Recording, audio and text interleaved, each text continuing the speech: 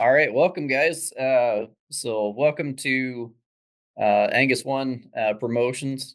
I'm Heath McPherson, joined today by Brock Boyle, Laramie Stipe, and Robert Epling. We're going to be talking about the Real World Principles Volume 1 sale coming up this Thursday, September 26th. Brock, why don't you go ahead and introduce the sale? Kind of tell us what you guys got going. Yeah, thank you. First of all, I think that I also want to introduce Angus One Promotions as well. That this is something that me and Heath have been working a long time on as well, and we just decided that maybe this is a good opportunity to guinea pig our show, and then that we're going to be coming at you with. We're going to be using because some of the current breeders of today that we think are doing cool things and kind of try and highlight those operations and what they stand for and the cattle that are behind those outfits and especially the people. And then we're also going to tap into the past where we're going to be tapping into, some of the great cow lines and where those kind of originated and the people behind those that and the genius that created some of the greatest cattle that have made the Angus industry of what we know it today. So, but I appreciate you letting me guinea pig this and kind of introduce the Real World Principles sale. Real World Principles sale is founded by myself, Laramie, and Robert, and we're coming at this from the standpoint of we came in it from the commercial industry, and that's kind of the common thread that kind of binds everybody together here. And that thread kind of pulled, and we ended up kind of crossing paths at by more or less bidding on some of the same cattle and kind of finding each other later. And it comes around where we decided that maybe it's time to collaborate to put something out there to kind of highlight what we're doing and to kind of share a little of what's going to be kind of the secret sauce to our programs and give access to some of the genetics that are going to be the future. And this came through, maybe as a way to join forces to truly have enough of an offering to try and give people a different sample size and a little different style of cattle. We've got some emulation, some emulation oldie cross, and there's a few other things involved too that I think are definitely very neat and warranted. And these cattle are just going to go to work. They're just plain and simple. There's nothing flashy about them on an EPD sort. They're just real world. They're just in that kind of where we came at it from the real world principles. They're going to have good feet. They're going to have udders. They're going to be productive. They're going to be good to look at. And, they're just going to do their job and understanding that these cattle, have to perform a function. And that's maybe something that we felt like was missed by the Angus industry. And, when you go out to Angus media productions, it's been said to me several times in the last week that these cattle in our sale are definitely different. You're not going to see something that you're going to see in every book. And that to me is a huge compliment. And we're excited to offer that to the public. Yeah, and I also want to point out, if you guys haven't already read through uh, the introduction for this sale, it's well worth the time to dive into that. I felt like Brock did a wonderful job writing that and um, really spelling out his vision, basically kind of a State of the Union kind of statement in that. But without further ado, like to introduce Laramie and Robert. Yeah, appreciate the time. Yeah, thank you. Sure thing. So do we want to just dive into the lots? Absolutely. I think we kick off with lot one here, and that's the Sinclair The Mindful Maid OX13. We're offering a flush on that cow from Robert. That's a cow that's very unique. She is a M-Bar Emulation EXT daughter out of the full sister to 6807. When you look at this cow for being, almost 15 years old, she is just super sound and it's got a lot of neat pieces. And when you put that pedigree to boot, I mean, there's so many cool things that you can do with that in today's world. And I'll let Robert build off that and kind of where he got her and what his plan was when he got her and what he's done with her in his program. Yeah. Well, like you said, Brock. I mean, her, you look at her lineage, EXT on the 6007 full sib. And yeah, she's going to be 15 years old. If you didn't know that, and you seen her walking in the pasture, you would think she's 7, 8 years old. Her udders sound as can be, when she calves, she takes care of her calf. Where do you want to go with this cow? There's a lot of places you can go with her. Well, how did you bring her into your program? She came to me from Sinclair. I was fortunate enough to get a hold of her 4 years ago. So, Sure thing. What have you done with her, Robert, since she's entered your program? I have flushed her several ways. I've flushed her to my bull that I own. We call him E1. He's a emulation 31 out of 707. That worked really well. That's a pretty intriguing cross. I mean, when you dive into it, you've got a lot of the same combinations that you've got on the other side of that pedigree on the Be Mindful Maid cow. You have the emulation 31, getting back to the 4465. It's a 6807 daughter. You're kind of stacking up the Be Mindful Maid cow family there.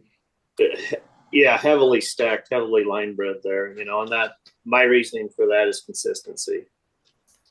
Trying to create a consistent product. Yeah, and those are genetics that'll stack too. I mean, that we've seen EXT and 6807 stack. Very much so. Yeah, that's a hard one not to beat. So Brock, tell us about your Primrose cow. So kind of maybe just using that in reverse of the previous cow. This is a 6807 going back on the 2424 cow through the Shoshone's Fix-It Primrose 8359. Like I said in the footnotes, I've been looking for a long time to try and get 2424 close. And when I had the opportunity, I had to have her. And, this is a cow that's got a lot of form and function. She's not probably going to wow you any way or shape or form. And she's maybe the kind that you just see in the pasture and you're going to say that's a nice cow. But I think that she's got just this natural productive style about her. And I don't think that maybe we look around enough and realize that it's maybe not the prettiest cows that always crank the good ones. It's maybe that cow that we don't really notice as much that is in the middle of the pack as far as phenotype. But then when she comes in, that she's going to bring a good one. And when I found her, I just, looked through her production record and said, wow, that's a cow that's just kind of got it done, and seen a couple of her progeny. And, maybe those cattle were not bred the way that maybe I'm going to be using her in my program. But she definitely, whatever you put on her, she worked with, and she definitely pushed out whatever the positives were in those bulls, and definitely highlighted them to the best of her ability. She has not been flushed yet, so that's going to, and so there's not going to be a mass production on her. I'm planning on flushing her a few times. I'm really kicking around what to do. Emulation 31 is actually on my short list of cattle to use on her. Brock Pro is here. Brock's It's a good look for you, Brock.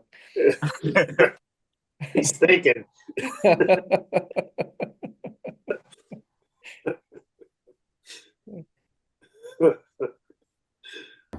There we go. We got you back. Yeah. Technical difficulties. I'm definitely kicking around the idea of putting EXT there. I mean, I have to almost do it because I want to see what happens when you put this 2424 in there in different places of the pedigree, and I've never seen anything stacked quite that way. And the big reason for reaching back for some of these genetics is I just didn't like how some of those people brought it forward. And when I found this cow and being able to go back in time and maybe right some of the wrongs that were done in the past, it was an opportunity. And, there's definitely some other matings as well. There's some bulls with some 654X in there that I'm excited to use. One of those is one that I purchased this past year from Sinclair's. I feel like he's going to be a great match for her. And, but yeah, I think the mating potential of that cow is really limitless. And I think there's a lot of ways you can go, and you can kind of put your own twist and flavor on there to whatever you feel. And, there's just not too many opportunities to put 24-24 in the great grand dam slat for your program. Yeah, yep. I think it's kind of neat having the fix it in there as well. Yeah.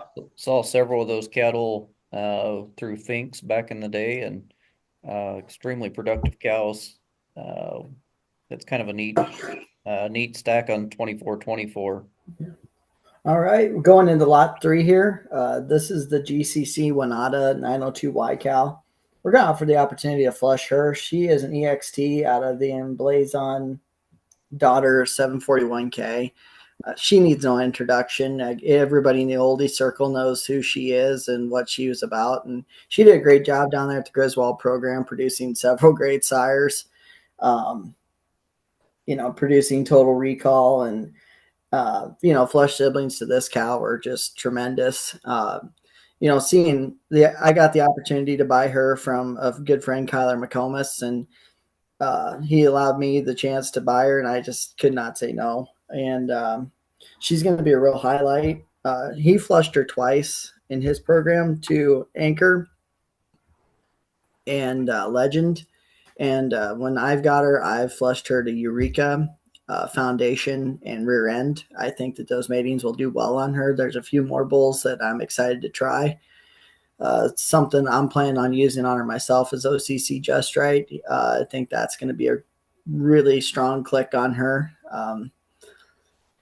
She had a tremendous daughter in the Griswold sale a few years ago, and I think that there's a few different matings that I could put in there that maybe can do the right twist, but she's got a lot of length and dimension yet, but definitely has the right style about her. And, putting the foundation on there that we're going to offer a few embryos on, I think that you look at that pedigree, it's just totally stacked. I mean, there's just no way around it. When you look at all those, you go right down the great grand dam and the great grandsires. I mean, there's not a hole in there.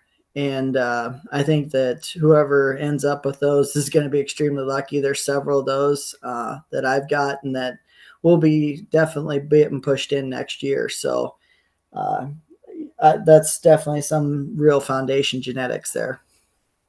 Yeah, and not to put the cart before the horse, but I also want to point out when you get down to lot 12, her dam would be a 3/4 sister to the 741K cow. 855S would be a 3/4 sister to the 741. Okay, that's correct. Yep. And you will going through the offering. You will see some good Wanata genetics in there. Obviously, going back to the 709V cow that produced Anchor, solid set of solid cow family. It probably is utilized in the club calf industry is what you see in Angus cattle, Yeah. and semis or Gilvies or anything else. I've seen them in a lot of places, and there's a reason for it, guys. They work. Yeah. So.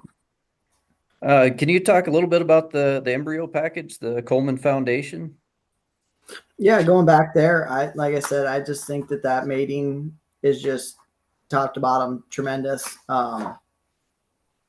I just think when I look at that cow, I just want to add a little bit of Springer rib, and I just want to maybe just open up the chest just a skosh, and I think he's going to do that just right. And like I said, when I can blend in that 386 cow and you highlight the 709V yourself, I mean, it just, you're keeping that biological type so tight, and that trying to kind of keep that that anchor style female. This mating was to create the female, but the bulls that will come out of it will be a female making set. Yeah. Yep. Alrighty, Robert. Why don't we roll into lot 4 here? Okay, well, this lot 4 cow, she traces back to the lady line, the 4465 line. Otherwise, she's pretty much straight emulation bred. Yeah. She's got a high inbreeding coefficient. I think it's around 17-18%, which to me, that again, that tells me consistency. As far as matings on this cow, myself, I'd put an intense Rito bred bull on her. She has been flushed to the Sinclair Rito J005 bull. Those embryos are in the tank, but they will be put in yet this fall or next spring. So kind of excited to see what'll happen there. Longevity is a huge thing for this cow. She's been around a long time. Yeah. And looking at the maternal grand dam there, that'd be a full sister to net present value, correct? Yes, you're correct there. And then, of course, on the top side, she's topped out through Shadow. Shadow left his mark on in the NBAR program and throughout the industry. So. Yeah. Yep. I always noticed looking at cattle, a few years ago, the prime times really crossed up extremely well in 6807 cattle. Yeah, I would agree with that. Yeah. And there was quite a few of them around actually. So yeah, yep. And I mean honestly that's a traveler stack too, which is kind of unique. He'd be Garden's prime time going further back would be a 5204. Yep. And, some of the early Gene Star test it seemed to me like for whatever reason when you line those up it seemed to complement to where you got pretty much most of your stars for tenderness and for marbling on that Your too. marbling, yeah, that's the one that sticks out in my head is the marbling scores. Yeah. We're usually pretty good on them. So yeah. Sure thing. All right, Laramie, how about lot 5?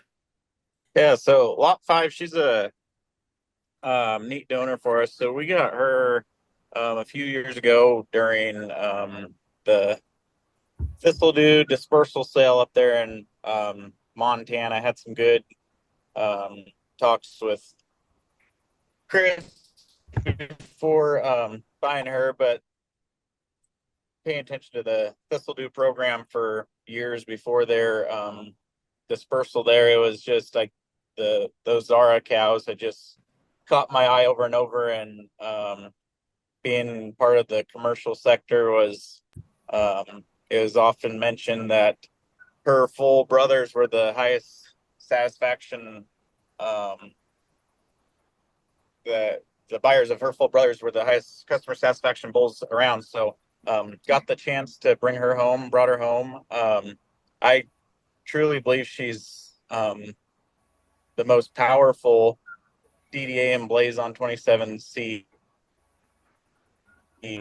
daughters around, and she's a beautiful cow for her age right now, being 11 years old, and we've had some great flush results on her. We gone to Coleman Charlo on her a couple of times, which her daughter topped that dispersal sale, and she was a Charlo daughter, and we've gone to Jower 589, the Traveler Bull, and we've flushed her also to OCC General, which is the 654X son out of Anchor's Dam, and we did a flush on Renown on her. But I love maternal pedigree cows that have all the maternal characteristics, that have that punch of that growth and production, and she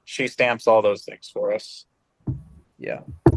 Yep. Digging into the cows in there, you've got the DDA Melissa family. That's been, the cornerstone for Diamond D Angus up there. You get back into the 4465 cow, the lady matron, legacy. I had followed Chris Jeffrey's program, and it broke my heart to see a dispersal there.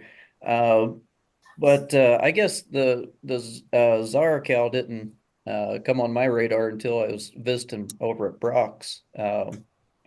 Brock had purchased one. Was that out of the dispersal as well? Yeah, I bought two. Whenever I would see a dispersal, I followed Chris's pedigree for several years as well. Yeah, I always try and tap into whatever really worked for him. And in that case, it was that Zara deal. That was what I felt like Chris's bread and butter was, and what really made his program pop to me. And seeing that, that 3D E3 cow was actually on my short list, and that was maybe one of the reasons why I found Laramie is because he ended up getting her. Because she had several daughters on that sale, and there wasn't one that she missed on, and there was several bulls used on her. So that and there was a couple of full sisters. I was lucky enough to get one, and then I also got a massive thistle dude that was out of one of the 815 cow as well. And in my opinion, that 815 cow might have been one of the best cows at Chris Jeffrey's program. And I think when we come back down the line in 10 to 15 years, we're actually going to probably be appreciating what he was doing a lot more than we are today. And so tapping into this cow is going to be a great deal for somebody. And those Charlo embryos, I think, might be one of the coolest things on the sale because you're buying something that's totally power packed and ready to punch. So, that's just such a proven mating, and it's going to work, and you're going to have a keeper either way, bull or female. Yeah, yep. And I mean, I missed Boyd New Day in there. You've got AAR Nutrien, another shot of right time coming through him, and those cattle flat worked. So, Yeah. all right, Well, we'll Brock, move on you, to lot six. yeah, The GCC Dixie Erica 809A flush. I purchased this cow a few years ago from Griswold's, and when I saw that pedigree, I've been looking to tie into the 907C deal. I got the 816B in my herd, but I haven't quite got to the chance to get to the 907C cow. And so when I saw the opportunity to grab in there, I was extremely excited. And then seeing the stack of, getting the 709V cow in there through Just Right, and then seeing the 386 and 707 right up there got me really excited as well.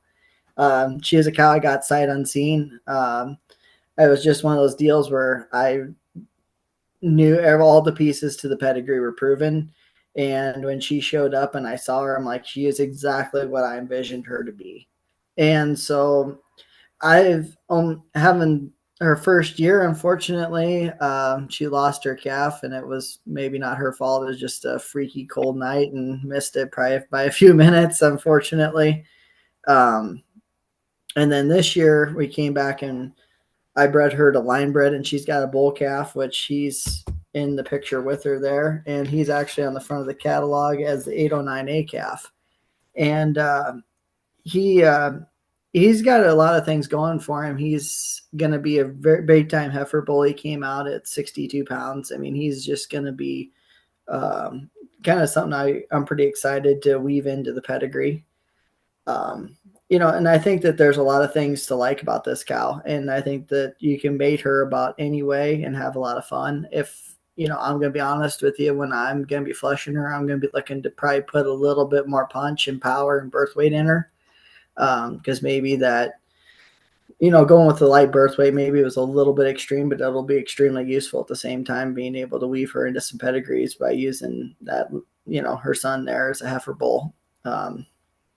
But I've got a few bulls in my mind of who I'm going to use, but I haven't really fully decided on anything. But she's being pasture exposed to the bull that I bought from Sinclair's this past year, and I think that that'll be a kind of a neat cross, and I'm excited to see what it does, and then that'll kind of give me a pretty good glimpse of what I'm probably going to be doing with her in the future. yeah.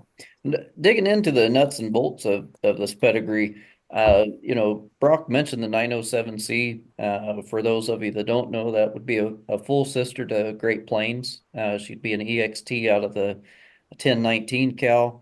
Um, the that mating of doctor on her would be a half brother, half sister mating. because he would be an INFP3 out of 1019. And then going to the top side with Just Right, emblazoned on Anchor's Dam, you get another shot of 1019 through emblazoned. So you're stacking a lot of the Dixie Erica cow family. You've got the Donna 386 up close, just a lot of cow power in that pedigree. Yeah, like I said, when I saw that pedigree, I couldn't say no, and so I was extremely excited to have her. And she's definitely one of those cows that we know. When I talked to Griswolds about her, they said she's been a front pasture cow for a long time, and that's exactly what you kind of want is a whole herd of those. So yeah, she's gonna do good for somebody, and hopefully somebody comes in there and uses her the right way, and I think it's gonna add some really neat pieces to their program. Getting into that, I mean, by offering flushes, this is kind of a neat concept in the fact that you guys get to select what you want to mate them on. You don't have to wait that extra generation of getting some embryos on the ground and then wait until they mature and then trying to turn them into the mating. You kind of cut straight to the chase and get into you know what that animal could bring to your program and what kind of sire gets them there that much faster. Kind of the whole point of the sale is to give everybody an opportunity at these foundation style genetics and to be able to put their own twist on it. Yeah, yeah. And then also highlight our own programs and how we're mating them to kind of show the twist that we're putting on our genetics as well.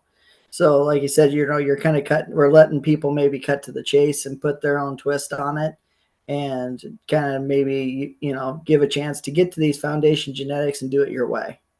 So, and I think that that's extremely exciting because I've been to several online embryo sales and, also live ones. And you kind of see the mating. It seems like you're always making a concession, that there's always a piece to the pedigree that you're not exactly thrilled about being there. And so this is maybe a way for people to maybe tap it a little different way. So I think that that's exciting. All right. So rolling into lot number 7, I'll admit, Laramie and I were talking before we started up here. Lot number 7, I think, is kind of a sleeper lot in a lot of ways. Phenotypically, this is a phenomenal cow. A lot of longevity behind her. Going back to the I think we lost Laramie. uh-oh. Oh, shoot. Anyways, going back to the Chris Throne Irvington program, going back to the Fair of Y. I know coming out of Black Grove down in South Carolina, that's a program that is very pedigree focused. They're very conscious of matings. Uh, and you see Well, that in this cow with 6807 on Rainmaker 340. Big element of Graham back to the Pharaoh of White. Just a really neat stack there. oh yeah, Walter's a very neat individual. He studies his he does his homework before he makes matings. Yeah, yep. And I think Laramie did a nice job with his matings as well on her. I think putting the density on there is really cool. Trying to give that shot of right time in there and and Traveler 8180, and then coming back with the 353 Traveler. He sent me some footage of some of the flush sibs to these embryos, and all I got to say is, wow, they are darn good. And the first thing I asked him is there a bull to that mating? Because I would love to weave that in there some way.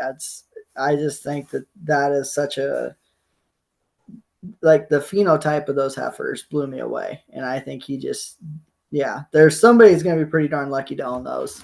Hey, Brock, don't talk him up too much. I was hoping to bid on those. I don't blame you. Getting into his High Valley cow here, the 2J18. Brock, do you want to kind of dive into her? Did you Laramie wrote his own footnotes on these, didn't he? Yeah. Okay. I think that's a really neat stack in itself with the 5B5 right there, and then tying it in with Bonanza, and then you've got Shadow, and then in there twice. I mean, that thing's just super maternal, and that's a cow that I think is super underrated and has an opportunity to really add something. And like he said, that she's got a little more punch to her than maybe what you would maybe expect. And putting that 353 Traveler on there, I think you can definitely expect that there's going to be some gas in them calves. So if you're looking to add a little bit of snap to your program and want to try and get a little bit more grow in there with a unique package with a moderate package as well, because those high valley cows are definitely a very consistent biological type and frame size. They're just going to be that 1,250-pound cow, but they're going to raise a monster calf. I've got an opportunity to have a few of those in my program, and I love them. And this is one that I think that when you come back to them and kind of go through the whole catalog, this is definitely one that I feel is like a sleeper as well, that has an opportunity to really make an impact on the right program if used the right way. So, and try and highlight those pieces that are there, because you can really tie in here and build something off that in a hurry. Yeah, yep. I mean, Dave Duncan is an incredibly talented breeder. Just can't get enough of those cattle, or that kind of cattle type. Um, when you get onto the top side of that cow, you've got a basically half brother, half sister stack again, being out of Ambar Shadow. The telecast was out of the 4465 cow, um, bringing in another punch of that lady cow family. Yeah. All If right. we get Laramie back, we'll go back and revisit that cow. For now, why don't we go into lot number 9? Yeah. Okay. Both lot number 9, lot 10 came to me from the Hancock program out in Wyoming. And his start was through the Sinclair program. Lot 9, her dam is the 8RL1 cow. She's kind of been a matriarch out in that herd. She's 15 years old, I believe. Still working, still raising calves. And then she's sired by Emulation XXP. She's probably one of the better XXPs I've ever seen. Very clean inner front. Lots of depth of rib and spring. She's kind of cow that can, just go out here in Iowa and just graze a lot of low quality forage and stay in good condition. Her udder's perfect. She's a very, very quiet cow when she calves. Lots of opportunities there on which way you want to go with her, So Robert, what have you done with her so far here? I have not had her long enough. I will get her first calf here this fall. So, and judging by the first calf, we'll kind of see which direction we want to go with her. So, okay. Yeah. I think that's such a cool stack, because you're coming in there with EXT Y3051 on top of 3R9 with double X on that Blackbird deal, and getting to see this cow in person when we did the pictures and videos, she is, that picture does her no justice, unfortunately. And yeah, I think if you can kind of look at her dam and maybe extrapolate out, what that cow is there, and say, okay, she just made her 15th calf, and maybe just kind of try and turn the clock back on her a little bit, and maybe kind of see this XXP through that lens. I just think that thing is almost limitless in its own right too, of where you can go. I mean, if you wanted to throw in a little bit more Rito, I think you could have a lot of fun. Well, in another direction, which a guy could go, she'd make a great club calf cow. I mean, she's got the look to raise a calf that way too. So, lots of hip and bone in her. You want to talk about lot 10 as well there, Robert? Yeah, lot 10. She's she's sired by the Thunderbolt Bull. He's a 775 son back on the 3R9 cow, the 8RL1 cow. Then I go back on the bottom side, you're looking at Emulation XP. This cow's pretty deep, pretty thick. So it doesn't make I will be getting her first calf this fall too, so see how she breeds that way. Kind of the opposite stack a little bit. A little bit, yeah. To 9. Getting on back there, you've got net present value, and then you've got another shot of lady, so that would be line bred 4465 on that bottom side there. Yeah, and then of course looking at XP, you're at 5522 back on the 3051 cow. So absolutely lots of possibilities on that cow. Yeah. She is as stout as that picture shows. She's a 10. Yeah. She is, yeah. If you're looking to add some real just meat to your program, she can get her done. Yep. All right, Brock, do you want to talk about 11 here? Yeah. This is kind of the Iris family's kind of coming out party to the world for me. That's a line that goes, like I said in the footnotes, that goes back to that 8131 cow. She was one that really did a lot of good for that Jower program. And, she had that 061 cow who produced their Judge 320s herd sire that if you go through the pedigrees, a lot of the good ones he's woven in there one way or another. And this cow, the 8131, she was nothing impressive to look at. Like, she kind of goes back to that cow, but when you came to weaning time and you looked at what she had next to her, you're like, wow.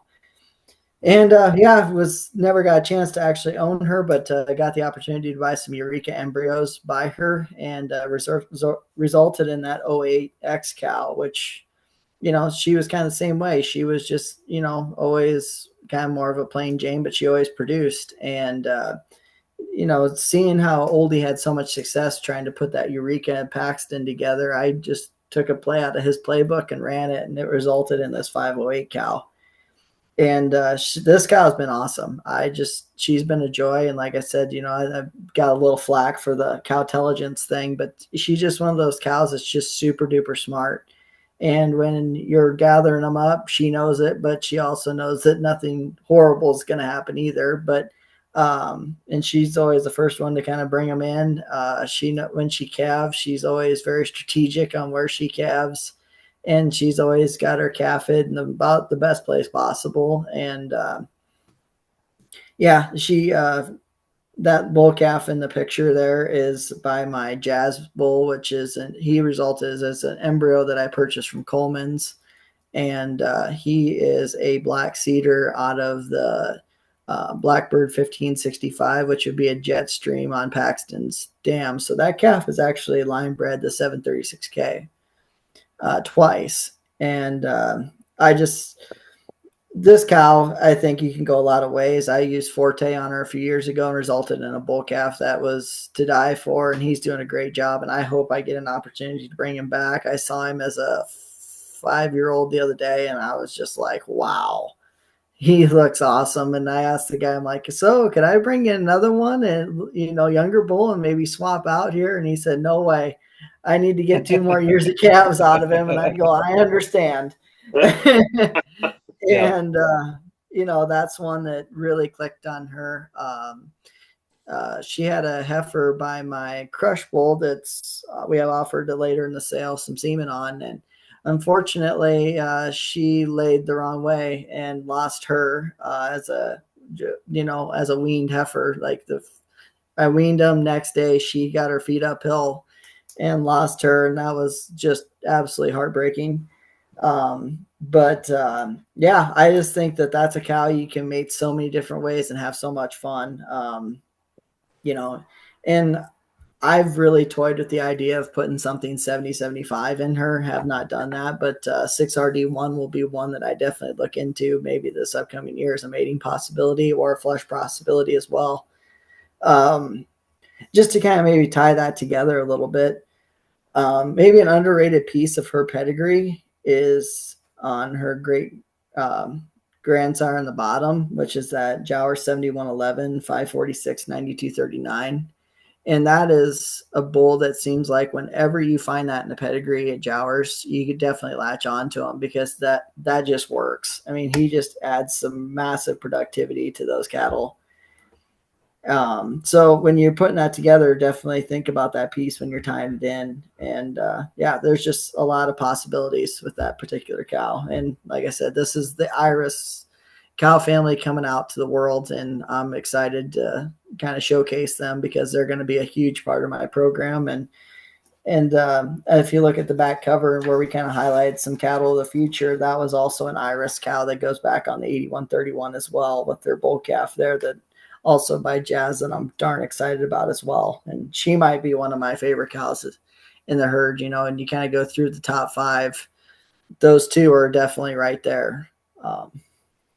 Yeah.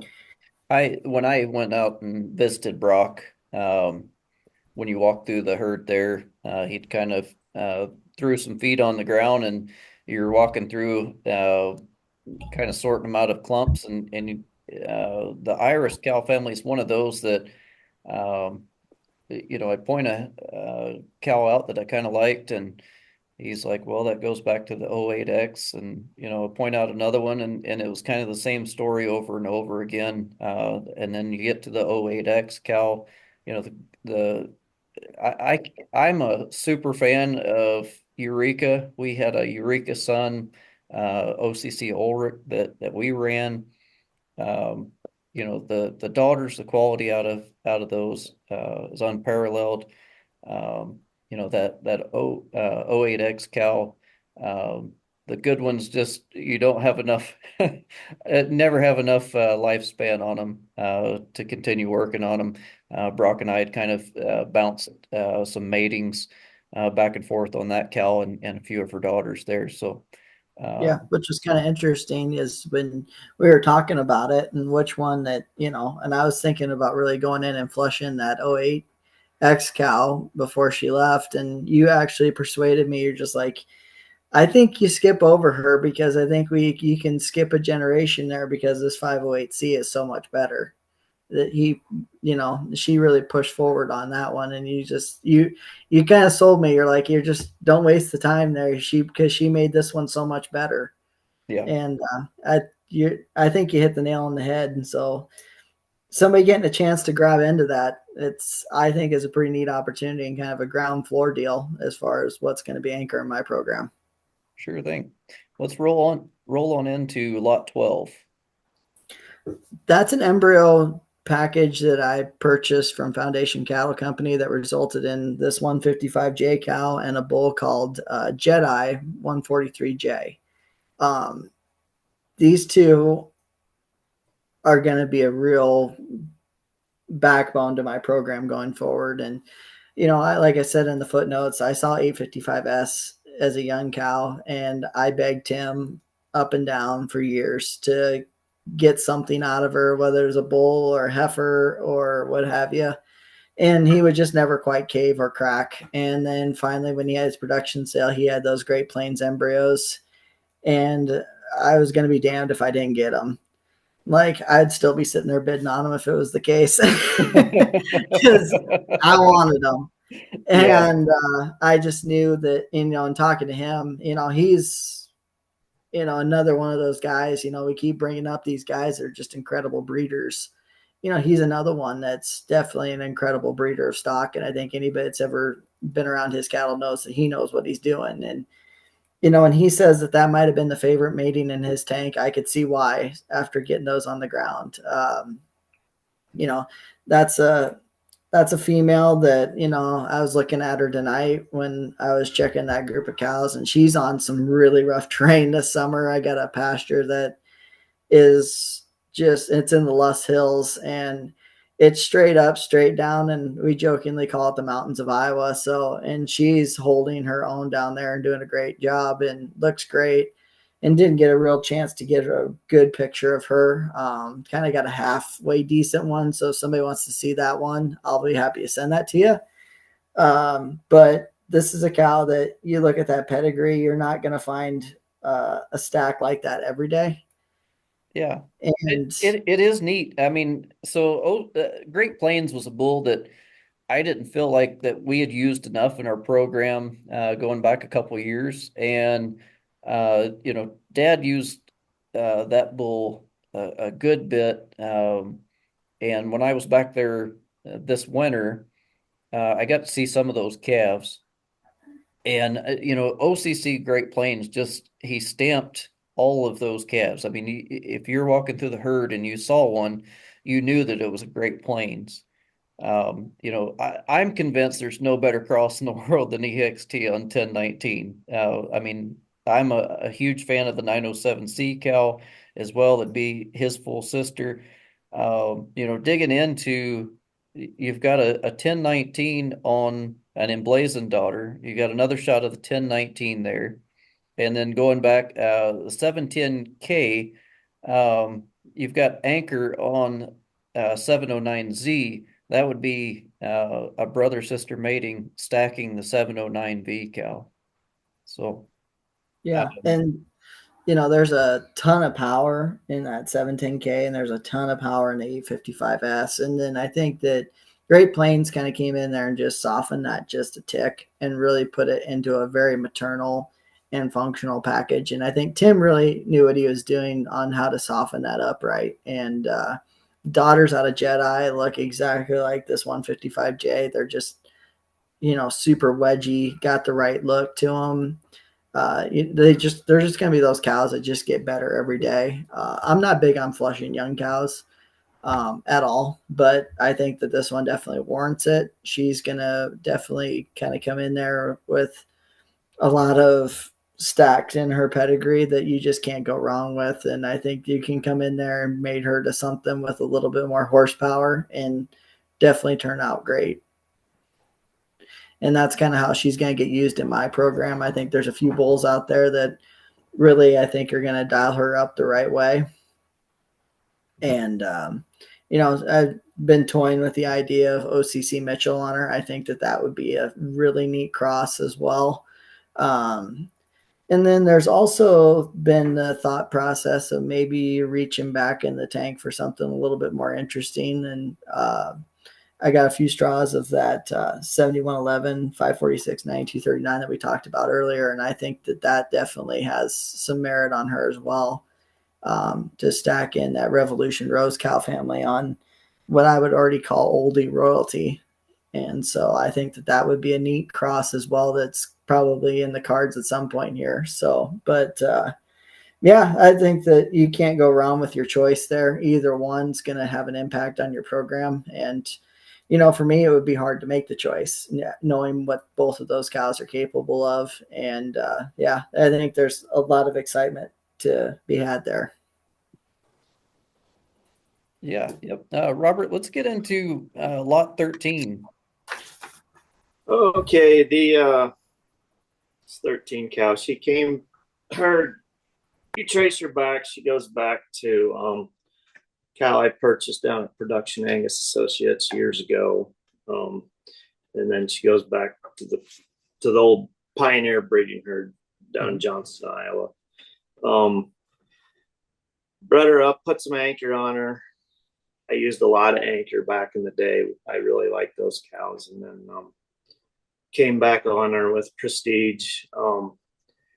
This cow is one that she does her job every day. She doesn't cause you a problem. She calves on time, takes care of her calf. I've numerous daughters are in the herd and granddaughters. I just feel she's the kind of cow you could really just flush her, keep the heifers, go from there. Yeah, she's the one that's earned her spot as a donor in your program. Oh, 100%, 100%. So, and I remember, when I came out to Iowa State, visiting with Neil and Dan Cook there yeah, at PAA. If I'm not mistaken, those Pioneer cows came into that program through Bob Tabaka that wrote yes, they sure Greatest did. Cattleman. Yep. Um, And also, Bob would have pioneered the ultrasound carcass EPDs, if I'm not mistaken. Or He was very influential in it. Bob was very neat individual all around. One of I their, performance type guys. I was mistaken on that. Not ultrasound. It was live carcass data Yeah, yep, that he was influential in that. But I'm gonna dig out the 1489 bull and talk yep. about him a little bit. I've uh, heard a lot of people say that that was the best bull that ever came out of the Gardner program, and that was kind of in the day. Um, you know, Well, you look at that pedigree. It was a 23-4 back on a Bando cow. I mean, back to back to Baldridge Oscar. exactly. Yep, yep. It, I had a maternal sister to 1489 by Inbar Explosion, and then in my herd out here in Iowa, I had a Rainmaker 340 out of that cow. Phenomenal cow family there. yeah. Well, I like the 1489, but I used him a lot. Yeah, He yep, he did a lot for me.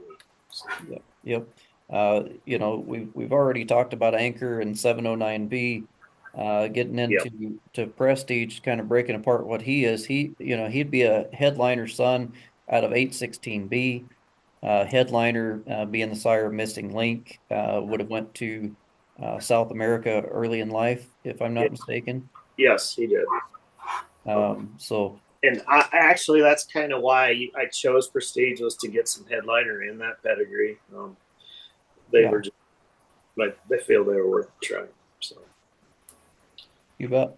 Yeah, I Let's think that the Prestige is so underrated as an OCC bull. And, I think a lot of that productivity comes through from that 858F and, mashing that on top of that 816B. And after touring several herds that used him, it seems like they always make it into their teens. And, and seeing this cow when we were doing the videos and pictures, it was just so cool watching her move.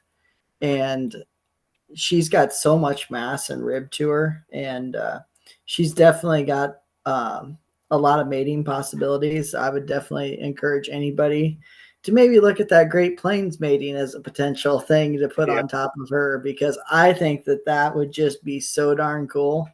And just it would be so neat to tie all those pieces together and throw that 1019 cow in there another way with, and throwing in 2424 with the EXT there. It just would just be, I think, one of the coolest things that you could do in this sale. I don't think I'd argue with you on Great Plains there. That would be a very cool mating. So. yeah. Let's jump into 14 here. Oh, the jet set cow. I tried some of the Gypsy Earl bull when those Scottish bulls come around. I liked them. They needed a little punch to them, maybe a little gas. So I threw a little jet set in there. In this mating, it just worked.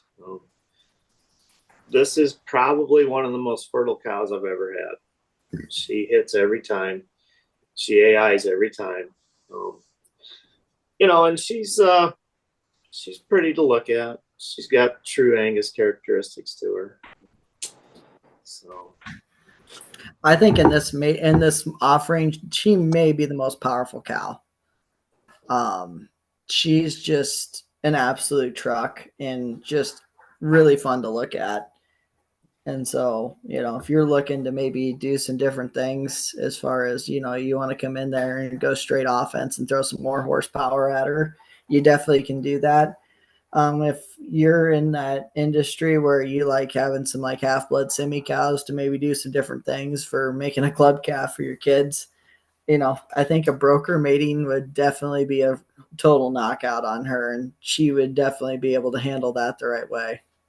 Yeah, yep. Jet Set's one of those bulls too that looking at him phenotypically, looking at the picture of that bull, he's one that I was always intrigued by.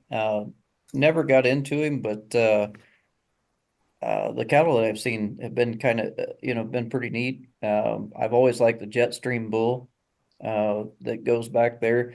you got a shot of 9Q4 in there, and I had come across a 9Q4 daughter back in the day. Incredible flush record on that cow. It seems like 9Q4 certainly helps out there. I've seen it in 4C6, which would be a grandson of 9Q4 through ambush. Well, yeah, the Sasquatch cattle, they were real good cattle, and then on the dam side there, you had some 9J9 back in there too. So Yeah. Yep. a very interesting pedigree there.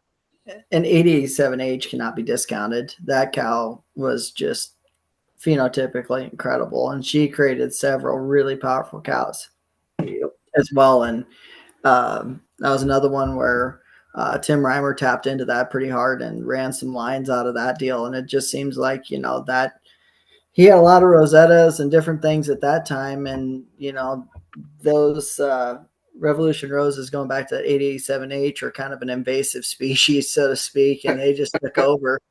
And those are kind of the basis of where he kind of ended up. And so that just tells you that there's something to him. And yeah, I tapped that a little bit as well, and it just seems like it flat works. And when you click, it just clicked on this cow. She's just fun to look at. I'll say that all day.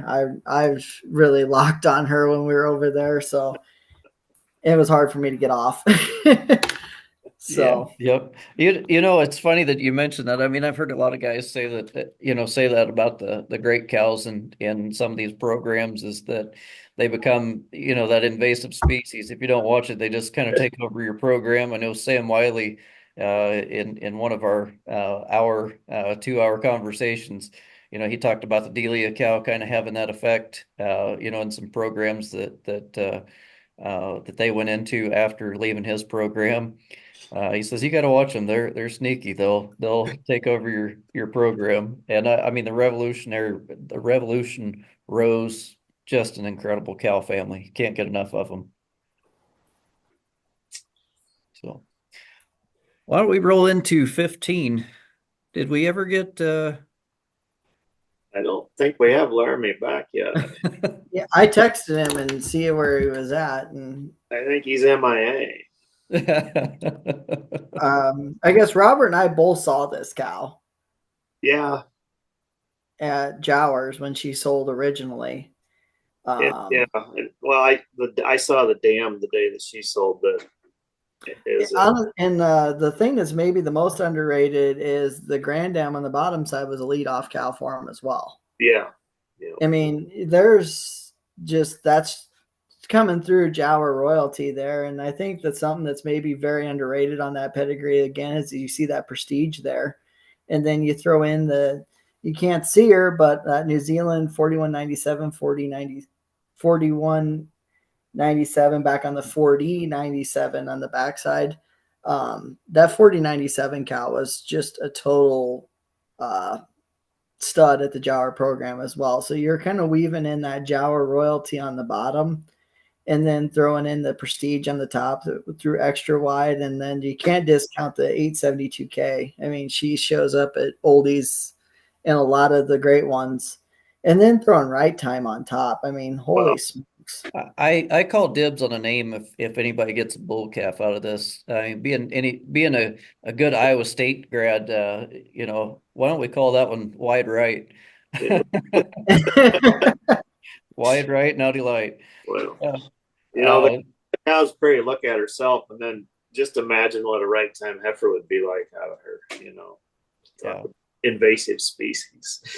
One of the things I want to dig into here on that cow a little bit, the 4197 is off the pedigree Pine Bank. I hear guys, constantly these days talking about feet and udders and doability. That was a bull that did a lot of things right. And on top of that, brought some heterosis being a New Zealand bred bull. So that's a neat part of that pedigree as well. if you're worried about feet, that was a bull uh, that would fix a lot of issues pretty. Well, personally, I don't think that bull got the credit he deserved when he was around, and the people were using him. Um, Yeah. Due to the fact that he was, an Australian, New Zealand bred bull, and maybe his numbers, people that were worried about numbers, they didn't think they'd work. Well, I think a lot of people were worried that he was probably too small, but I mean, I haven't Yeah, found that in his cattle. Uh, yeah. I think there's some environmental differences there. The Pine Bank program, they don't throw feed in front of them. They're developed on grass. Granted, they've got some advantages in some of the grass that they've got available there, but um, they probably aren't going to develop the same way as they are here in the United States, and some of those But cattle. it, Um, it's like going back to the name of the sale. They're real world cattle. They're working out there in the real world. So Absolutely. And another piece to that pedigree that's maybe a little underrated is the 1020 honesties coming through too, out of that great Exodus cow. That was maybe the one of the true backbones of the Jower program as well, and adding that extra productivity in there. And like I said, it just keeps coming back to there's just stacked Jower royalty on the dead bottom of that pedigree coming through, and then and the way he's coming through at that right time, I just I have a real affinity for how you put that pedigree together. Yeah, I can speak to the honesty bull in that pedigree a little bit too. It's been a few years since I've been to Jowers there, but the year that I went, everything that I picked out seemed to go back to that honesty, the OCC honesty bull. Well, that bull was a good bull in their program. There was, a number of years there, you'd go up there and you'd look through the catalog, and honesty was in a large percentage of all their pedigrees. So that tells you he was doing something right for him. Sure thing. Well, 17A and 17B. You want to talk about them, Robert? How'd you arm wrestle those out from Brock here? Oh, we flipped a coin one day and I won. uh,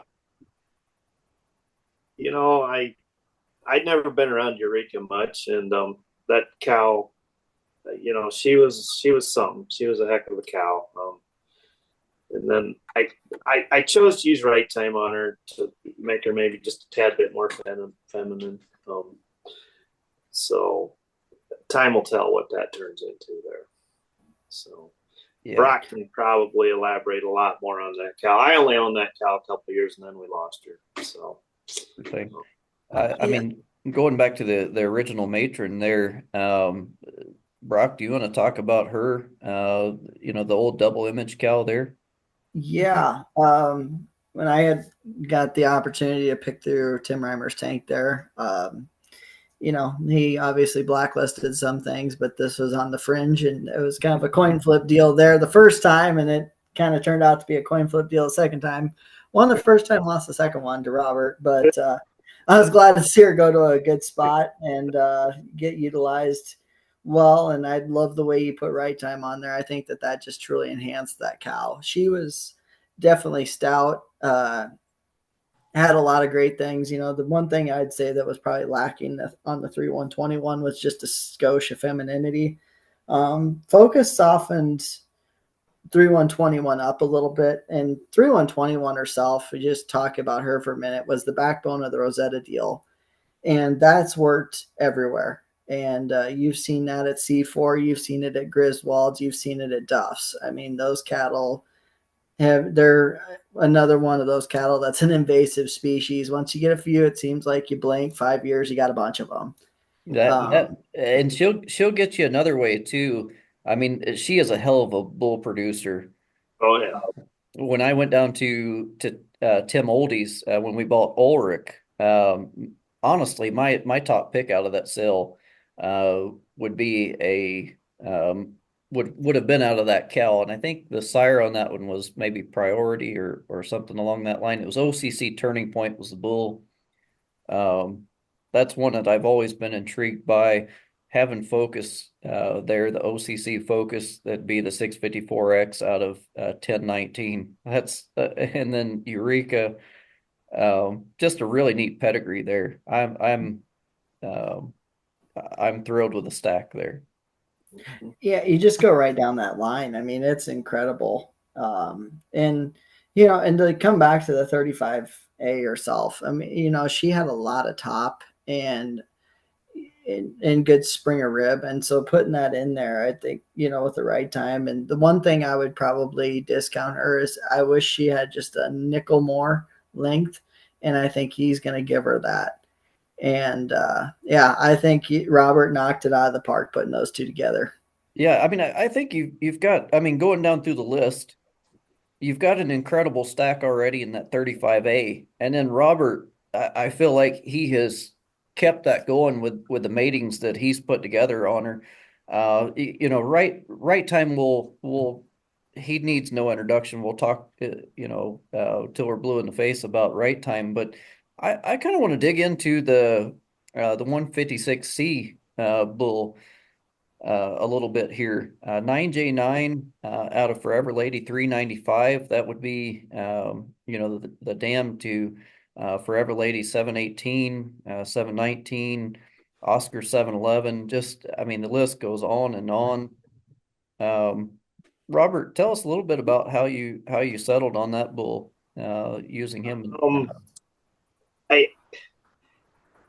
I've always been a fan of 9J9. And it's hard to find a 9J9 son nowadays. That's clean. I ran across him. I talked to some people.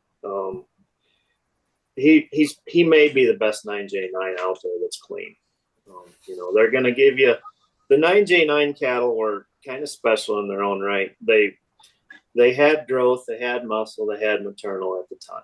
So that was kind of my thought process there. And then, as you talked about the Forever Lady cow line on the bottom of him, I mean, Yeah, in my opinion, in my opinion, she was the best Forever Lady, other than her daughter 719. yeah. I know Russ Denal had said that he was talking about Russ that would have been an executive 727 out of 719. He always said of Russ that Russ was out of his best cow by Uh-huh. the second best one that he ever raced. So I mean he thought a lot of the 719 cow, and then also the Rachel 5115, but we won't get into her.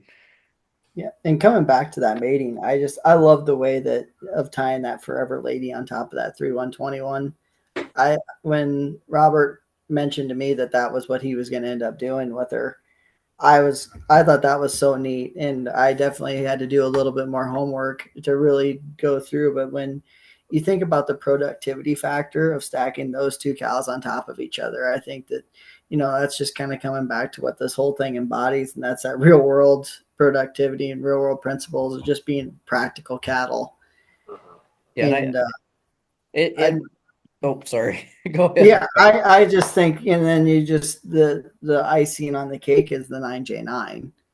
And like Robert said, for his time, I mean, he was kind of a do it all bull. And so I just think that that's so neat to throw those together and have that focus blend and with Eureka as well. And the 1204 cow, there's just so many neat pieces to that thing where you kind of got the Dale Davis, and the Jower. You just got so many of the best cows from different places. But if you put them all in a pen together, I think that they would all have a very similar biological type. And so I thought, even though there's a lot of different prefixes in the back of the pedigree, I think you did a nice job putting those together. Yeah, and I also want to get back to, Brock was talking about what he'd like to see out of this cow. Totally complementary mating there. You're going to get the scale, you're going to get the length there out of that cross and out of the right time as well. So just an incredible job mating that one. I think we got Laramie back here. I think he's got to maybe diagnose that extra wide 2261, 6039 on the densities.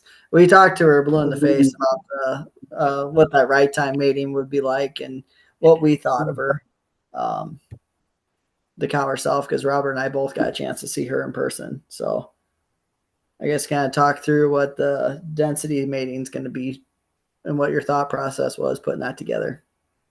Yeah, so she's one of the deepest, soggiest cows you'd come across, but also holds it together better than most that are that deep and have that much natural flesh into them. So that's why I went with the um, did a flush to density on her, and she just gave me so many embryos. I'm hating to kind of um, let a few go, but I just thought that that growth, that maternal function of the density cattle that lasts for years would just complement that soggy broodiness of um, that Jower cow really well together. He'd thought density would add a bit more of that fancy look to her, and to me it just kind of looked like the two just kind of brought it all together as long as it meets there in the middle of what I'm expecting.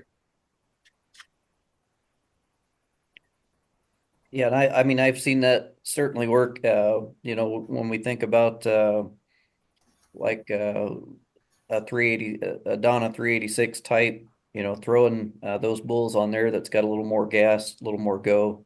Um, kind of a kind of a neat concept. I mean, that would have been uh, similar to what they would have done to make the 714 cow. I know we're talking different cow families, but again, when we're talking biological types, you're talking one that's stout and massive, easy flesh, and um, sometimes it's nice to throw a little bit of gas in there. So Yep, absolutely.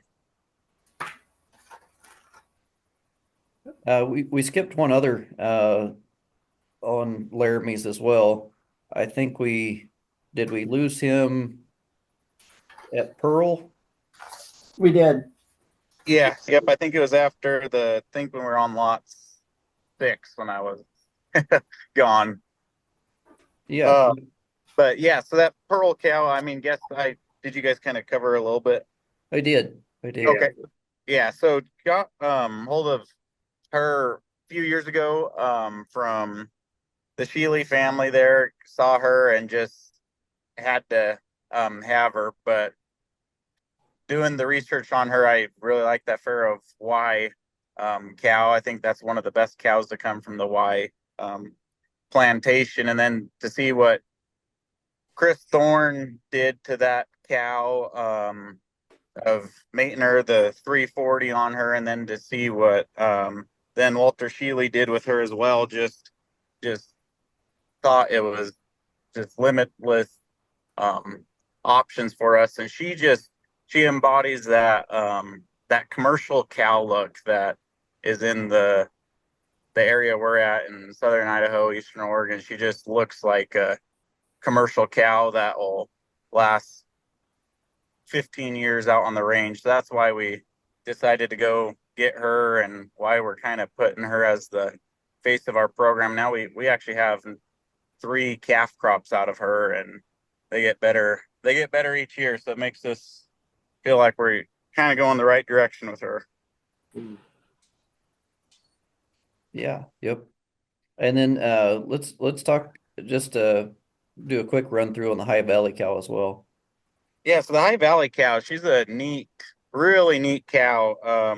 Really glad that I was able to get some of those last group of cows that came from the High Valley program. And you talk about a cow that you kind of just bought, and um, you like her and she did everything right. So bring her home. And then when she came home, she did everything a lot more right than what you expected. She cycles, no joke, within 35 days of calving each year. Her early growth is just, I've never seen anything like it. Her daughters that we have now, none of them are milking yet, but they show those maternal qualities. Her feet are as good as they come. And the other thing that I really like about her that we don't really discuss too much about the maternal functions, but if she was to have twins, she could probably push both of them out at the same time. So there's just a lot of hidden things with her of that you don't have to worry.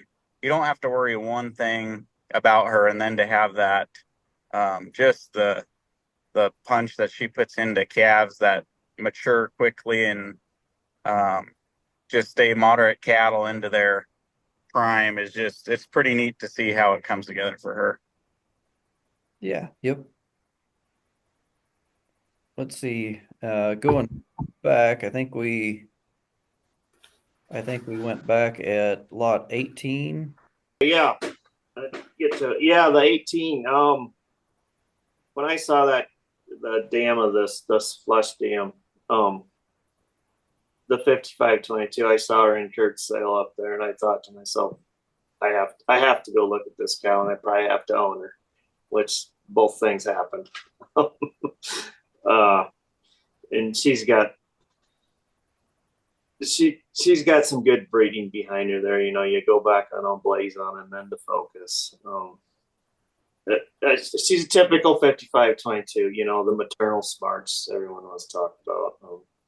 Beautiful at her age. I mean, if you see her when she calves, you would think she's a 4 or 5-year-old cow. Feet are perfect. Got the wedge thing going on pretty hard. So Yeah. I think she kind of embodies a little bit of what Brock and I have spent a lot of time talking about, with his program. He's kind of got his program broken to kind of an oldie, then a 100%. Claire branch, and then kind of a blending of the two, and then Yep. some R&D beyond that, where we're trying some other things there. But yeah, the I Emulation 5522 works so well on those. Yeah, when Kurt or Roger, whoever made that mating, they that's what they were doing. They were putting some emulation back on the OCC, type of cattle. So Yeah. it worked for them. So Yeah, and I got to see that cow when she calved at Roberts there. Yeah, she's got a fresh baby on her right now. So And she 100% has that perfect udder on her. And that's another shot of that 4097 cow Jowers there. And maybe the most underrated thing about the Jower program is that 203 and Blazon bull, and I would put him against any Blazon son in the country. And then the way Robert tied in the top there and putting that EXT back on there and blending the 4465, I think is really darn cool. Yeah. Yep. Well, diving into the sires there, I mean, we talked a good bit about the 156C, but Robert, tell us a little bit about how this is a Jack Mosier bull on top. this is 18A. one of Jack's bulls, and I was fortunate enough to. I'm very good friends with Jack, and he let me use this bull. He was Jack bought that as an embryo, and the 9X1 bull. He's long, he's very muscular, good feet, and he's a very calm, quiet kind of a bull. You'd never know. A lot of people didn't like EXT for their dispositions, but this bull, nothing at all like that. Yeah. Yep. I love that shot of Dale Davis in there, the Paparito intense. Yeah, the lady cow line. So yeah, the dam on this 9X1 bull, if you go back and look further down in the offering, Brock's got a Traveler 23-4 bull that he's offering semen. Yep. I own that with Robert. Yeah, there you go. That's Yep. a great bull. So Yep. Full sister to the dam of him. Yep. So, Yep. So yeah, that's a very exciting mating there. So sure. lots of possibilities. Alrighty. Let's see.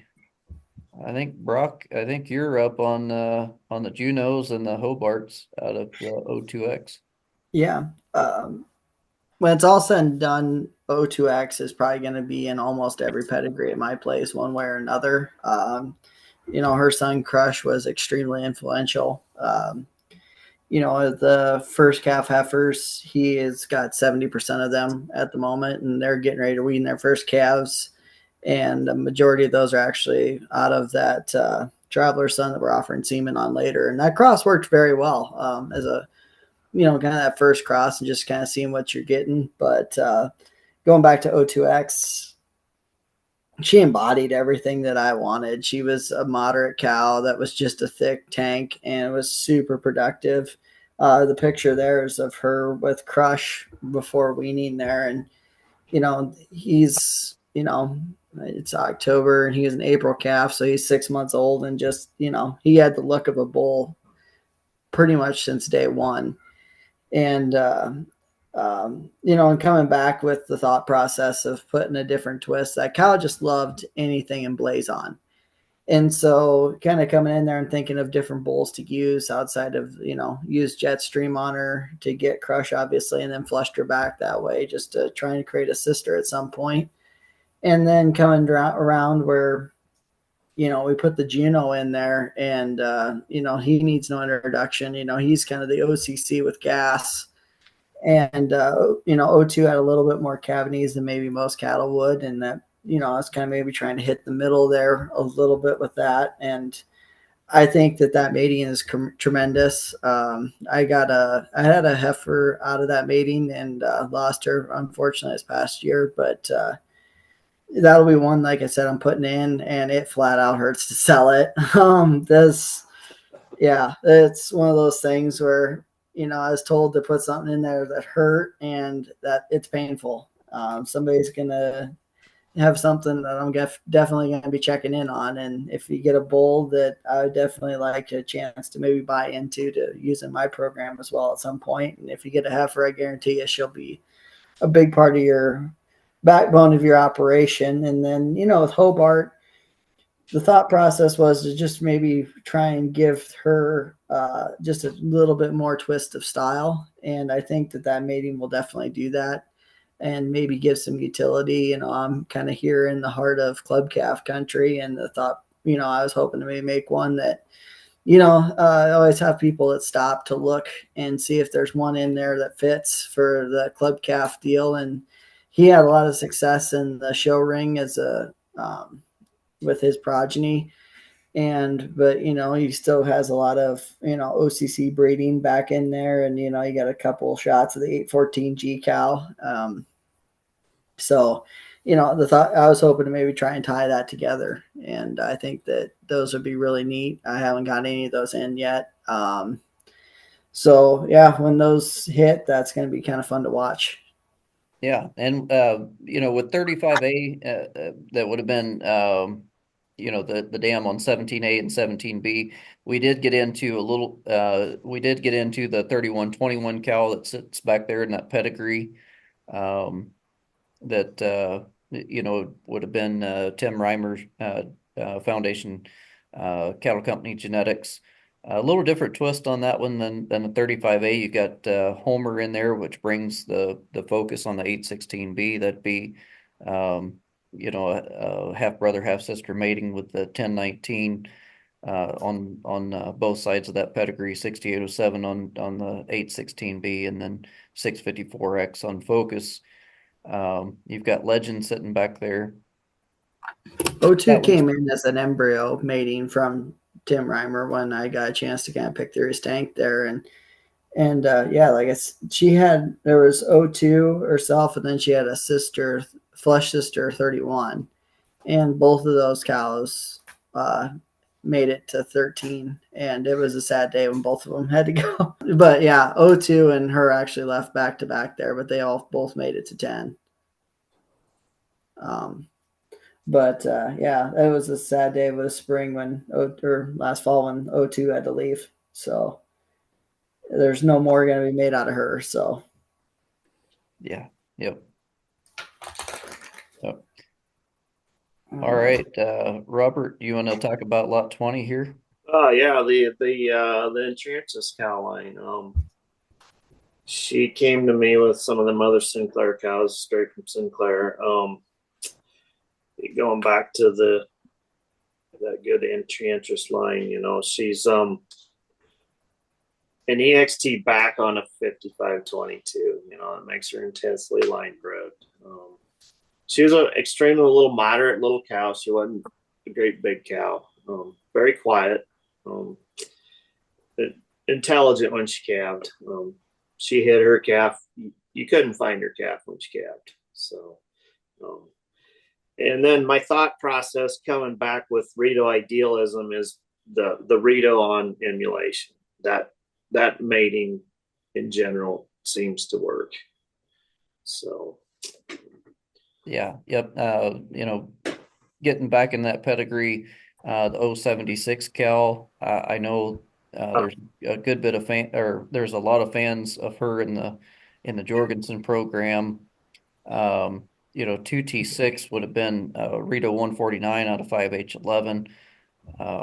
I would have had a bull that we ran in our program that would have been out of 2T2 that was a full brother to that cow. Brother, yep.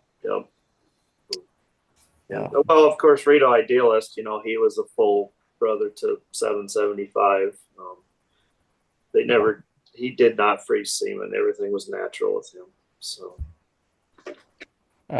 Laramie, do you want to talk about lot number 21? Yeah, so lot 21, so she's kind of a little different than a lot of what that you would see through the sale. So she comes from the Basin Chloe cow family, which known for their maternal characteristics and beautiful. They got the structure down right. So the embryos out of that lot 21, they'd be 7/8 sibs to that Chloe C815 cow that Lawson's bred, that Coleman's have had great success with up there in Montana. So that's kind of why we put that mating together. It's worked for other folks, and it's worked well for us. We got some flush siblings to 21 there on the ranch that are proving themselves pretty well. But that donor, the 193 donor, she was down in California there for Parnell's and John Dickinson and had great success. We count it a privilege to have her here. And what kind of some of the stuff that we've done with her too is we've enjoyed putting that the oldie bulls on her, and just the way that those two have just come together of just moderate framed cattle that are beautiful to look at. You can see them out in the pen, but they just they add a bit more fleshing than you would find out of the Chloe family, but it's meshed really well. But those 21 embryos they're a little different, but there's a lot on them. Best EPDs in the sale. I don't even have to look. Yeah. Don't even have to look.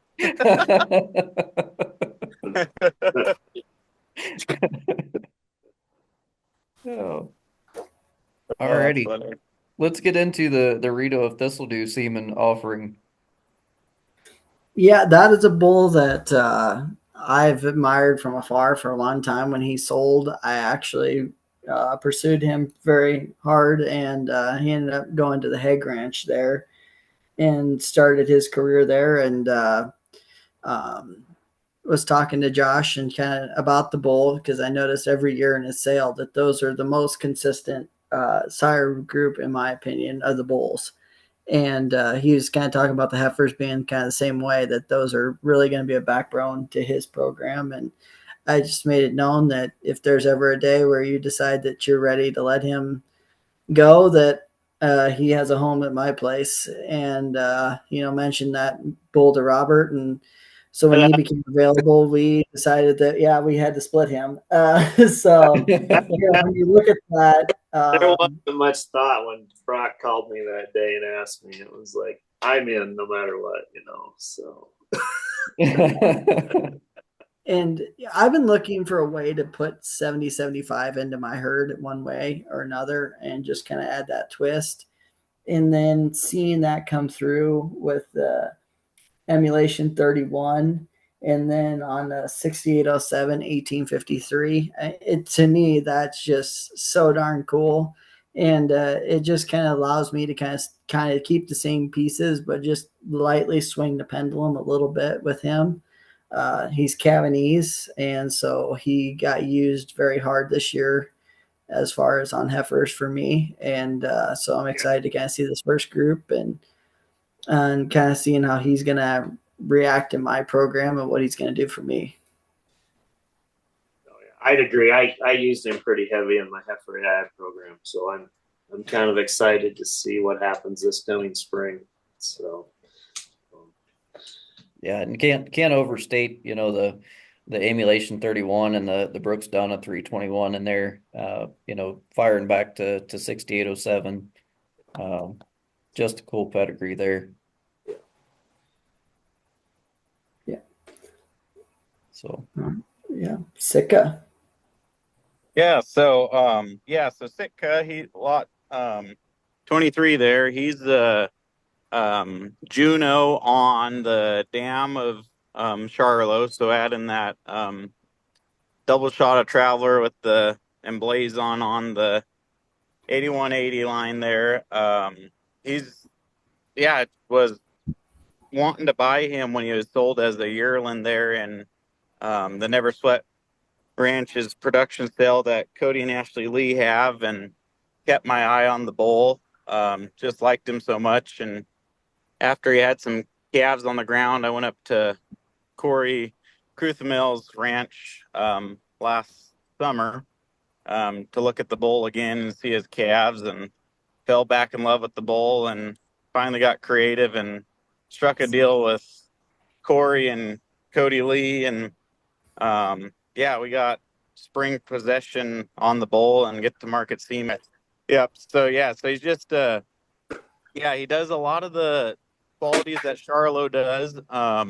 It's gonna be neat to kind of see what his progeny do as they more come into the world and the other ones get older. But he's just a tame bull. You can scratch him, which is a little different than the Charlo progeny. And it's what the neat thing is too that kind of gets us all excited is I like seeing the Charlo on the Juno cattle at Coleman's. That's just such a good cross. So you kind of get that cross with just this bull. So we're really excited that we get to work with him, and this will be the first time that semen's offered from him at public auction. sure thing. Let's go in 24. Boyle Crush.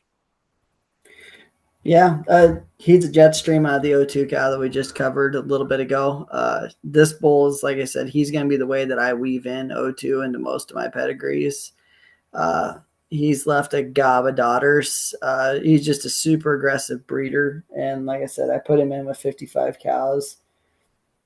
And he surfaced 52 of them in 28 days. That was an awesome calving window. It just felt like I done calving in no time with that particular group. But the heifers are just awesome. They're perfect uddered. They're wedgy. They're bondsma. They're ewe-necked.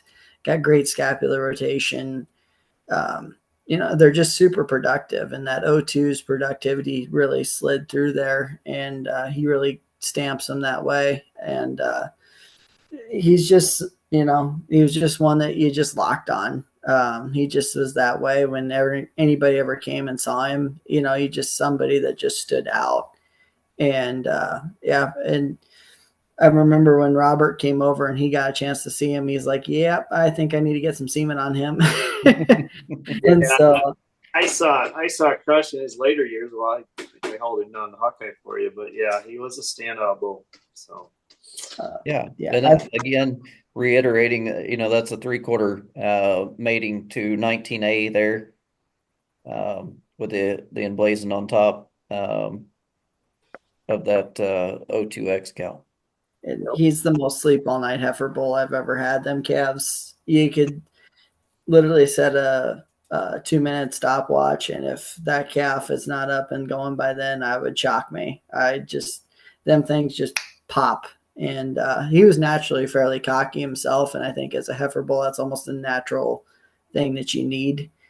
And because it just seems like that adds that calf vigor, and like I said, those females are going to work anywhere, and I'm super excited to see what they're going to do down the line, and the mating possibilities with those is going to be a lot of fun. And one thing I've really figured out is putting I got an emulation 31 son that I've tracked down kind of similar to how we did with 6RD1, and the putting that mix together has just been dynamite. I'm super excited to wean those first calves out of that deal, and those are going to be a lot of fun.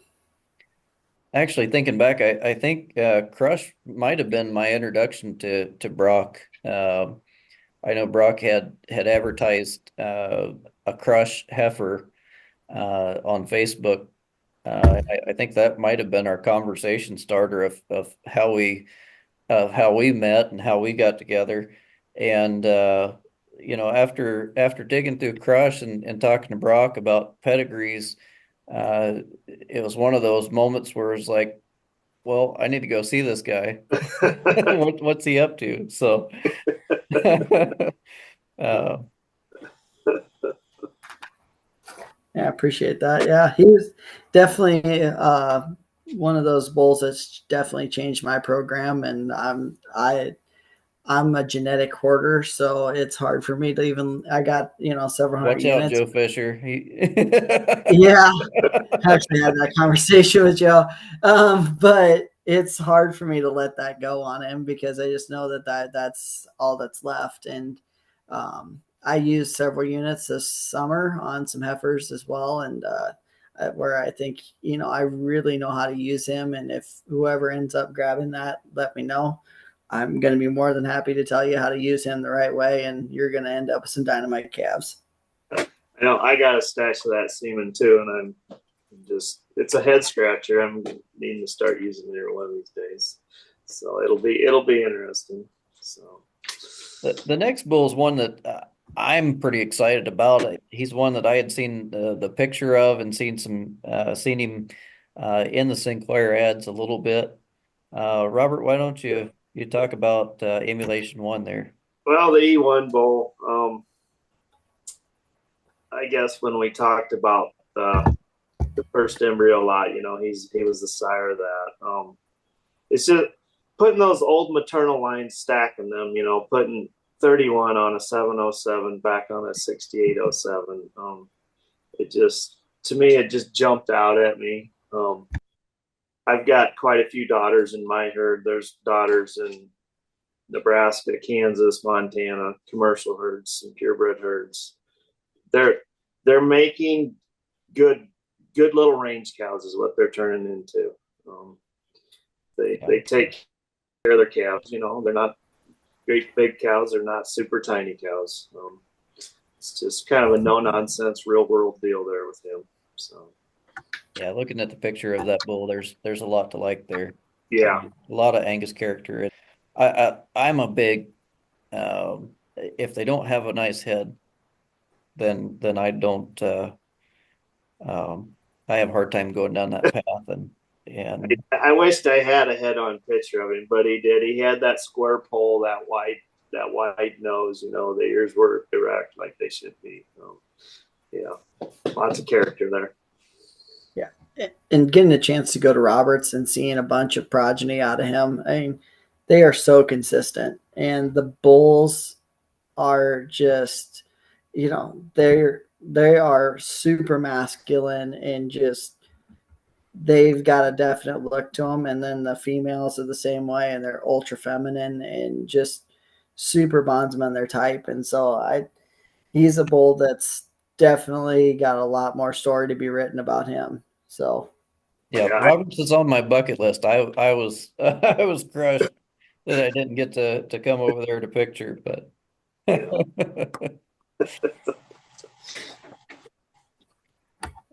all right, Brock, do you want to cover the 23-4 son? Yeah, that's a bull that I purchased with Robert together with, and we got him from Sinclair's there a few years ago. And that picture in no mind does him justice. So we just felt like we needed to get something out there.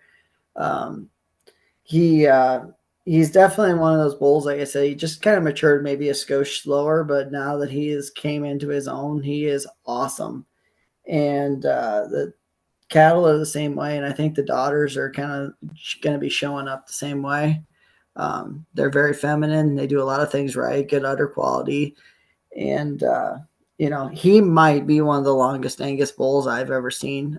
Kurt Jauer was out this past spring and looked at him, and he was just enamored. He just cannot believe the length in that bull. And so, if you're looking to stretch one out, and you've got a ton of capacity in one, and he could just do you right. And it's kind of interesting is I was trying to figure out a way to weave in a 23-4 to maybe try and skip 6807 to just bring him to the 23-4 to the front of the pedigree. And getting to do that with the 4465 was just kind of a cool option. And and then talking to Robert, who really is an aficionado of the 4465, I just knew that we had to have him. And there was two bulls actually when they sold. One was an Emblazon, and then there was this 23-4 son. And coincidentally, Laramie ended up with the Emblazon out of Yeah. that cow. Yeah.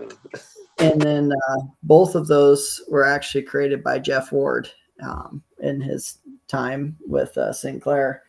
And and I think a really neat part of that pedigree is that Black Cat McHenry cow with it coming through in the Rito Intense there. And blending 6807. So you kind of got a line bred deal of 23-4 there, kind of popping twice. And I think he's he's just in a there, bull that, Brock. I think he's in there a third time too. oh, yeah, TNT. that's right.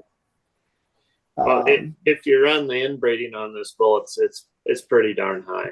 So that should tell you some consistency. Well, one point that I'd like to make, I mean, I don't think of myself as an old guy, but when I started out, 23-4 semen was readily available. And there was a slew of sons out there that you could use. That's I mean, you would expect as a bull ages that it's harder and harder to find that influence and up close. And we're starting to get there with 23-4. We're starting to see that bull show up, maybe 12, 15 generations back in pedigrees. So it's kind of cool to have that breeding piece with 23-4 that close up. Yeah, he's exciting. And like I got a different picture of him that maybe does him justice if anybody wants it. He's behind the gate at that time. He was striking a really cool pose. And sometimes you just can't have all the elements to make a great picture. But yeah, when we let him out that day, he was just excited to see some green grass again. And so he could get the picture that we really wanted. But yeah, he's got a ton of muscle. And yeah, I think I'm excited to see kind of what these females are going to look like as 4 and 5 year olds. Yeah. Oh, I think they're going to be superb cows. The first daughters that I own of him will be calving this spring, and they're really starting to look like, good cows. So. Sure thing. Yeah. Well, Brock, where do we want to go from here? We went through all the lots. Yeah, I just think we just want to touch on that last page of the catalog. We just want to say, first of all, thank you to anybody that hangs out this long too. Listen to us ramble. That appreciate that, and hopefully glean some value from all the rambling.